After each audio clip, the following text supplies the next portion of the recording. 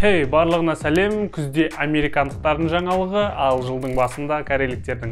Түсіндіңіз деп ойлаймыз, Samsung Galaxy S21 сериясы.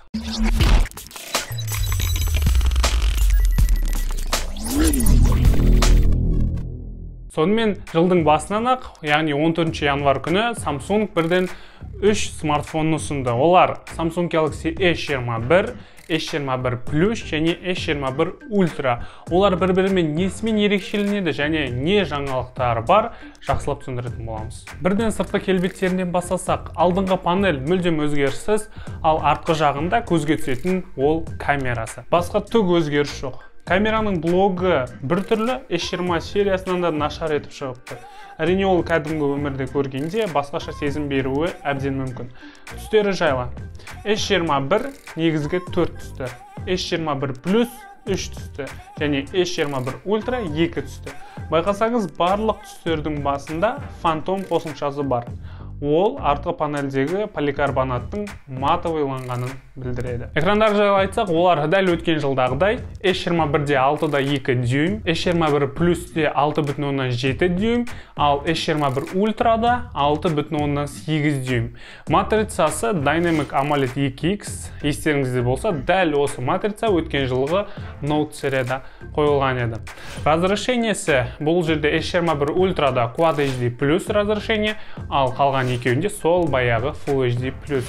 Жаңалықтан айта келетін болсақ, S21 Plus пен және Ultra версияда бұл жерде Gorilla Glass Victus стеклосы қойылған. Экранның частотасын айтатын болсақ, бұл жерде барлығында да 120 Гц, бірақ Ultraның ерекшелігі ол энергоэффективтілік үшін экран өзі 10 мен 120 Гц-тің арасында түсіріп немесе көтеріп отыра алады. Энергоэффективтілік демекші, аккумулятор жайлы айтатын болсақ, бұл жерде S21-де 4000 мАч аккумулятор, S21 Plus-де 4800, ал Ultra версияда 5000 мАч аккумулятор қойылған.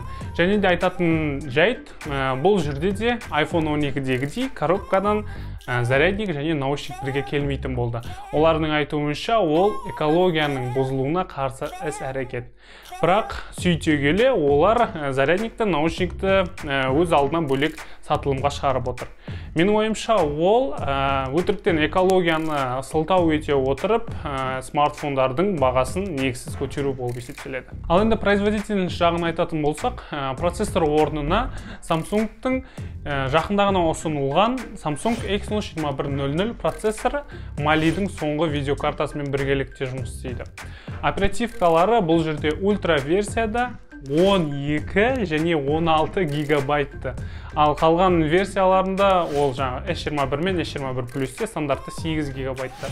Негізгі жадын айтатын болсақ, Ultra версияда ол 128 гигабайттан 512-ге дейін бар, ал қалған екеуінде 128 және 256 гигабайтты. Ал енді ең қызығы камера жайлы айтатын болсақ, бұл жерде камераларының мегапиксель сандары өзгермеген. S21 және Plus версияларында камералары бірдей, яғни артқы жағында 64, 12 және 12 мегапиксельді.